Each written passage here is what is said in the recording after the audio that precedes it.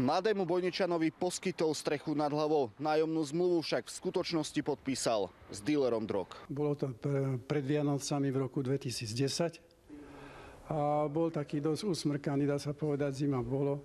No tak som povedal áno. Podpísali zmluvu a majiteľ odišiel do Norska, kde už roky býva. O pár týždňov však zistil, že nájomník ho okráda. Zmizol mu drahý zvukový modul a ďalšie veci. V hodnote asi 8500 eur. To nebolo všetko. Kúpeľňu našiel v takomto stave. Všetko zažutnuté. Že mi mimo kradnutia bude tam aj vyrábať drogy, tak to sa mi nikdy v živote nesnívalo. Mladý varič drog sedí vo väzbe, že v podnajme vyrábal pervitín, sa priznal. Poviete si, vybavené. No nie je to tak. Sedí za drogy, no za zničenie majetku podľa polície vinný nie je. Poverený policajt z Prievidze zastavil trestné stíhanie pre prečin poškodzovania cudzej veci, lebo skutok, pre ktorý sa viedlo trestné stíhanie, nie je trestným činom. Mladík vraj netušil, že výrobou pervitínu môže poškodiť zariadenie domu. A tak úmysel mu nedokázali. A čo krádeže? Asi už tušíte. Trestné stíhanie vo veci prečinu krádeže bolo prerušené, lebo šetrením sa nepodarilo zistiť skutočnosti opravňujúce vykonať trestné stíhanie voči konkrétnej osobe. Do domu si mladý nájomník vraj vodil návštevy a polícia nevypátrala, kto kradol. Majiteľ sa má obrátiť na súd a v občianskoprávnom konaní bojovať za svoje práva. Musí prísť nejaké riešenie, aby sa tá škoda nahradila. Z Bojníc Peter Ziman, televízia Markiza.